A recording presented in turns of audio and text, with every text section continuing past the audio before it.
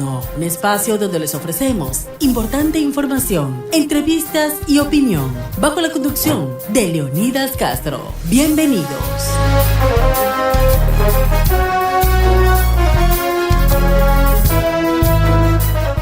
Buenas noches, ¿cómo están? Bienvenidos, estamos aquí en un programa más de Diálogo Nocturno en Radio I-99. Gracias a quienes nos están siguiendo en el 98.9 FM, quienes salen del trabajo, quienes van a su casa, quienes están sintonizando, quienes se mueven en algún lugar de la ciudad, de la provincia, por supuesto en el país, a quienes nos siguen también en nuestras plataformas digitales, en el @I99 en todas nuestras plataformas digitales. Gracias por estar con nosotros. Este programa más que llevamos para ustedes. Quiero agradecerle a esta hora de noche, está con nosotros ya conectado Mario Vázquez. Él es analista económico, experto tributario, justamente con quien vamos a conocer un poco más de su criterio, su opinión sobre lo que han sido estos 2 años de gestión del presidente Daniel Noboa en cifras económicas.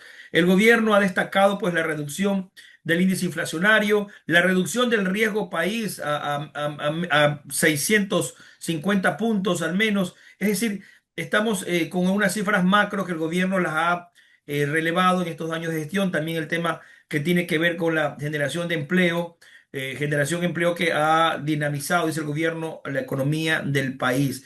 Queremos justamente hablar un poco sobre estas cifras con Mario Vázquez. Gracias, Mario. Buenas noches. Bienvenido. Soy Leonidas Castro. Buenas noches, Leonidas. Muchas gracias por la invitación y un gusto poder conversar.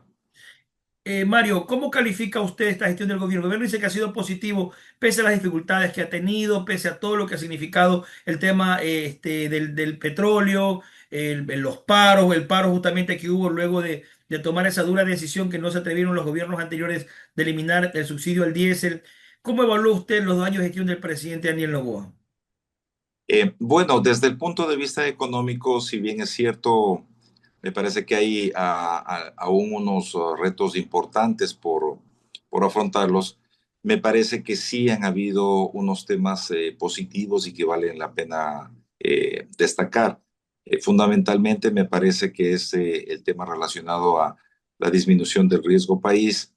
Evidentemente también el mantener la inflación a unas cifras muy manejables, de modo que permiten estabilidad.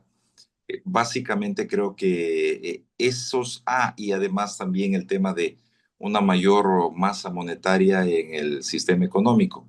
Me parece que a grandes rasgos, desde el punto de vista económico, esos son los puntos que creo que son destacables. Mario, el gobierno le toca hacer frente con un país que realmente tiene un déficit fiscal fuerte. La proforma recientemente aprobada este fin de semana, pues para algunos hay un déficit que podría ser mayor. Hay quienes piensan que hay reducción, por ejemplo, de presupuestos en la salud, en la educación. ¿Cómo analiza usted este tema? Porque en algunos casos se plantea de que las instituciones, quienes reciben el presupuesto, no lo ocupan al 100% y el gobierno lo que está haciendo es justamente, si no ocupaste 10 o 100 millones este año, pues bueno, esos 100 millones no van a estar en otro año de presupuesto porque se supone que no los necesitaste y vas a compensar con lo que te hace falta la diferencia para completar el año fiscal. ¿Cómo analiza usted esta propuesta, esto que se ha aprobado en la Asamblea? Eh, sí, bueno, realmente es un tema complejo este del presupuesto. Yo siempre cuando tengo la oportunidad de compartir estos temas, estos conceptos, lo que aclaro es que todos los temas sociales, todos los temas políticos, obra pública, fundamentalmente las necesidades del país no nacen desde el punto de vista político, nacen desde el punto de vista económico. Y yo lo que suelo decir es, háganse a la idea que esto es una casa, que es una empresa, funciona bajo los mismos principios, ¿no? Es decir, si hay dinero podemos hacer muchas cosas, si no hay dinero no se pueden hacer lo que se necesita. Correcto. Entonces, también es necesario aclarar que muchísima gente habla de la falta de la ejecución presupuestaria, que me parece que es un tema importante. Y digamos que hay un sector que dice, mira, si tenías 100 para ejecutar como presupuesto y ejecutaste 70, es un tema de falta de eficiencia y es una mala valoración a la gestión.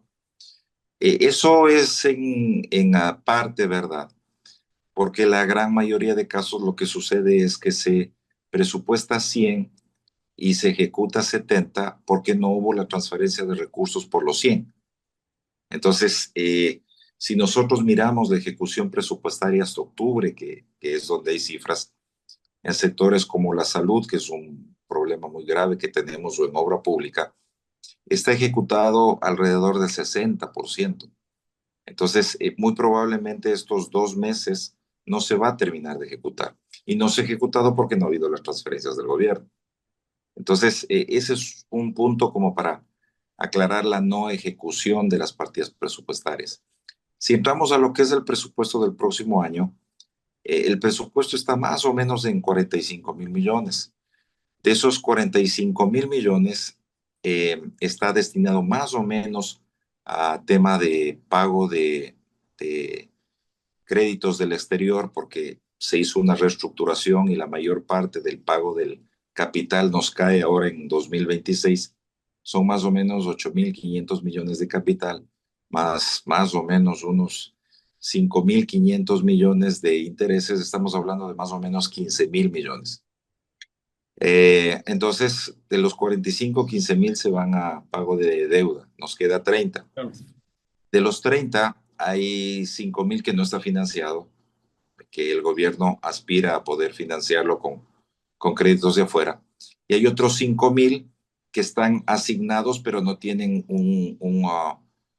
una contraparte clara. Es decir, dentro del presupuesto se estima que se van a licitar los campos petroleros, que se va otra vez a reanudar la concesión del OCP, el oleoducto de crudos pesados, y con lo cual quedarían más o menos 20.000 millones. El gobierno también aspira a poder hacer un crédito nuevo hacia el exterior de aproximadamente 8.000 millones, y también aspira a través de deuda interna, que son bonos del IES, bonos del ministerio, obtener otros 8.000 millones más. Eh, Al estar desfinanciado el presupuesto del próximo año, lo que va a ocurrir es lo que ocurre ahora, que al final del año no se va a cumplir el total del presupuesto en áreas como la salud, la educación, y probablemente algunas otras áreas más. Entonces, por eso es extremadamente importante poder resolver el tema del déficit fiscal. Esa es la base de todo, porque si no logramos resolver el problema del déficit fiscal, va a suceder lo que ha sucedido ahora, ¿no? Que por no poder tener la cantidad de ingresos necesarios para cubrir los gastos presupuestados, se deja de ejecutar lo que debía ejecutarse. Mario, y un poco también los recursos pues suelen ser escasos porque el país entró en una crisis, ¿no? Y sabemos que enfrentarse, por ejemplo, a la delincuencia, con los problemas que ya tenemos de deuda que se arrastraba el déficit presupuestario de gobiernos anteriores, el problema de la seguridad social, la falta de pago, los problemas que tenemos en la salud, justamente con la falta de recursos de proveer de insumos a los hospitales, las dependencias. Todo esto significa siendo un problema mayor para el gobierno que no solamente debe centrarse en el tema de la seguridad como uno de los pilares fundamentales que le pide y le exige la ciudadanía, sino el tema también de la salud, de educación, donde tenemos varios frentes que hay que enfrentarlos, hay que resolver esos problemas. Sí, a ver, a mí me parece que es importante lo que mencionas, ¿no? Es decir, heredaste un gobierno, un país que ya tenía problemas de déficit fiscal, y hay que sumarle el hecho de que ahora requieres más recursos por los temas de seguridad. Entonces, digamos que desde el punto de vista económico había un problema grande que ahora se agrava por las necesidades de recursos para lo que es la seguridad. Es por eso que es importante, si bien es cierto, el pedir un nuevo crédito o nuevos créditos, dada la situación extremadamente delicada que tiene el país, es una salida a corto plazo, y a corto plazo me refiero a este año. Sí creo que es importante pensar en la sostenibilidad del presupuesto, y la sostenibilidad del presupuesto está en tratar de ser más eficientes en los gastos y tratar de mejorar la recaudación tributaria a través de una reforma administrativa de impuestos, no creando más impuestos, sino siendo más eficientes en el cobro. Eso me parece que es una tarea extremadamente urgente que tiene que hacer el gobierno. Caso contrario, tal como están planteadas las cosas, eh, conseguir 16.000 millones de dólares está bastante complicado. Evidentemente es un reto que tenemos todo un año para hacerlo.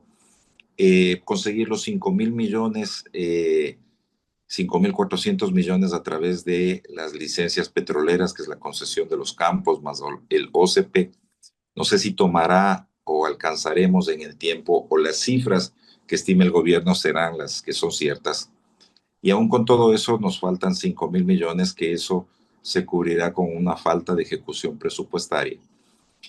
Súmele a eso que en temas de seguridad se requiere un incremento del presupuesto. Entonces, la situación realmente eh, involucra muchísimos retos, muchísimos question mark o muchísimos issues, que creo que el gobierno tiene que trabajar muy, muy duro, porque desde el punto de vista económico me parece que se viene un año de muchos, muchos retos, dada la estructura del presupuesto como está. Me parece que es importante, como menciono, trabajar en una reestructuración tributaria antes que reforma, reestructuración tributaria, y ser lo más eficientes en el uso de los gastos. Eh, Mario, hay una situación que preocupa al país, ¿no? Que es el tema de eso decidido en consulta popular de cerrar el Yasuní y Teté. ¿Cuánto le va a perjudicar al Ecuador, a este gobierno, justamente tener que cumplir con lo que se decidió en una consulta popular en donde usted tiene que cerrar prácticamente el campo petrolero que le estaba dando miles de millones de dólares en cierto periodo y que ahora esos recursos no van a existir, pues, para el país? ¿Qué hacer con ese grave problema? Sí, a ver, esto un poco lo que mencionas abre otra puerta, ¿no? Porque desde un punto de vista blanco y negro, digamos que tenemos de alguna manera clara la situación económica. El siguiente punto es dónde obtenemos ingresos. Y a veces a mí me parece que sí necesitamos trabajar en orientar a la ciudadanía del problema económico que tenemos y pensar, tratar de pensar objetivamente que este no es un problema ni del gobierno actual, ni del pasado, ni del futuro, es un problema del país, porque finalmente los gobernantes pasan, el país es el que queda. Entonces sí es necesario tomar en cuenta que tenemos un problema muy grande de dinero para ejecutar eh, salud pública, medicina, seguridad. Y si tenemos la posibilidad de obtener ingresos, me parece que tenemos que repensar y ver una manera de obtener esos ingresos, evidentemente sin hacer daño a la naturaleza, pero sí es súper importante que la gente no nos cerremos en el plano de, es que deja los recursos bajo la tierra, ¿ok? Y al siguiente día el gobierno no sirve porque no hay salud, educación, vivienda, obra pública. Pero si no hay dinero, ¿cómo puede hacer el gobierno alguna obra? Si cuando quiere obtener recursos se opone. Entonces, me parece que tenemos que arrimar el hombro en función de mejorar los ingresos, y una vez que mejoremos los ingresos, o por lo menos el equilibrio, el presupuesto esté equilibrado, ahí sí, con todo derecho al gobernante de turno, exigirle que efectivamente haga las obras, haya medicinas en los hospitales, haya seguridad, haya todo lo que el país necesita. Pero si no tenemos, eh, espero no ser muy reiterativo, pero si no tenemos los recursos que necesitamos, no podemos ejecutar nada. Y lo que va a hacer, o lo que se va a producir, es una especie de parche, ¿no? O sea, yo necesito 45.000 millones, pero como no lo tengo, no sé, porque no se puede explotar el petróleo, porque no se pueden explotar las minas, por distintos factores uh, exógenos internos, voy a ejecutar, no sé, 40 o 35.000, con lo cual volvemos a lo mismo, ¿no? No va a haber medicinas en los hospitales, no va a haber obra pública, no va a haber más escuelas. Mario, justamente hay un tema, ¿no? El presidente Daniel Noboa, pues, esta semana señalaba de que lo que significó adelantar el decimotercer sueldo le representó un crecimiento del 20,9% en las ventas durante el Black Friday. Es decir, pudimos ver que el país se volcó justamente a los negocios, a los comercios, a comprar. Vimos miles de personas comprando electrodomésticos, otros buscando ahorros en los víveres. Es decir, esas decisiones económicas que ha tomado el gobierno han sido un aliciente para que la ciudadanía también pueda tener esa liquidez que se requiere en estos tiempos difíciles y poder satisfacer sus necesidades. Ahí están las cifras justamente que el SRI nos daba esta semana de que significó un 20,9% el incremento de las ventas durante Black Friday, lo que significó un 15%, 1% más de lo que significó el mismo periodo del año pasado, pues no. Y entre el 24 y el 28 de noviembre de este año, las ventas llegaron a los 5.552 millones, es decir, hubo un incremento importantísimo para reactivar la economía del Ecuador, economista. Sí, correcto. Siempre que haya una inyección de dinero hacia el consumidor y este lo utiliza para consumir, se genera un movimiento económico bastante importante, ¿no? Aquel, aquella compañía, aquel sector económico que produce, al vender más, genera más empleo, más requerimiento de materia prima y evidentemente el consumidor, a través de su dinero, hace una recirculación del dinero. Entonces, siempre va a ser importante ese tipo de ingresos. Yo le pongo un ejemplo para que se vea la importancia de esto. En la época de la pandemia, post pandemia, el gobierno de los Estados Unidos dio un cheque de $1,200 a cada uno de sus habitantes para que con ese dinero ellos consuman, porque se había retrocedido muchísimo tiempo en el consumo y básicamente la economía funciona a través del consumo. Ahora, lo que sí es importante notar es que con corte a noviembre 30 tenemos estas cifras, pero probablemente si hace un corte a diciembre va a ver que las ventas de este diciembre respecto a las del año anterior bajaron. Eso va a suceder, porque ya no está el 13º en diciembre y por tanto ya no se consume como se consumía antes. Correcto. Quiero consultarle un poco sobre la situación de lo que va a representar el ingreso en cuanto al tema de los 3 puntos del IVA, ¿no? Eso ha sido fundamental también para apalancar el sostenimiento de la lucha contra el crimen organizado. Esa medida debería mantenerse. Quienes plantean que podría haber alguna reducción en ciertas épocas del año. ¿Cuál es su posición para reactivar? Ya vemos que, por ejemplo, en el sector turístico, en algunas ocasiones el presidente lo ha bajado al 12%, al 8%. ¿Cuál es su opinión? ¿Deberíamos mantener ese IVA en el 15% o debería haber alguna flexibilidad en ciertas fechas para inducir un poco más a las compras? A mí lo que me parece es que deberíamos reestructurar el sistema del cobro de los impuestos, el sistema del servicio de rentas internas, en lugar de crear más impuestos, reestructurar. Eh, Actualmente se revisan al año 40 empresas y se demora más o menos un año el servicio de rentas internas. Si se utilizaría otros métodos que involucran el cambio de los sistemas, y me estoy refiriendo a procesos más sistemas informáticos, se podría llegar a revisar los 8,000 grandes contribuyentes que tiene el SRI y los ingresos serían muchísimo mayores. Entonces, no necesitaríamos discutir si tenemos que subir más el IVA o bajar el IVA. El IVA es un impuesto muy sensible porque el que paga siempre es el consumidor final. Entonces, si bien es cierto, la ventaja de subir 1, 2, 3, 4 puntos en el IVA es que el ingreso al siguiente mes del fisco ya obtiene un punto. Cada punto es más o menos entre 300,000 y 400,000, perdón, entre 300 y 400 millones de dólares. Entonces, digamos que es una tentación subirlo más porque es ingreso rápido. El problema de esto es que el que paga es el consumidor final.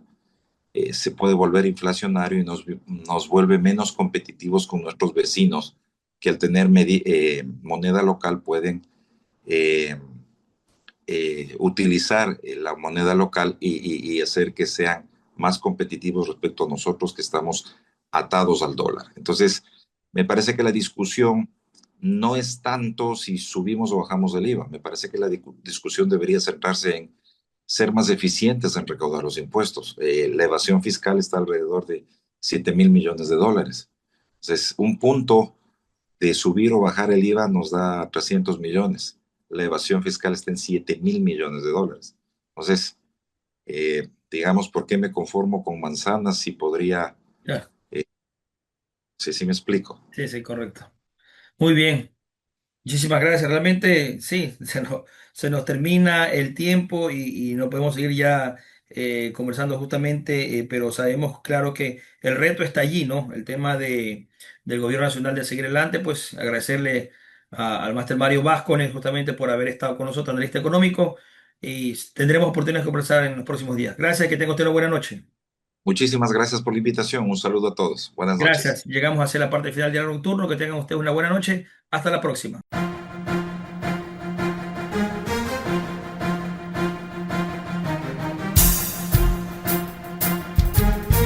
Y 99 presentó Diálogo Nocturno. Hasta la próxima.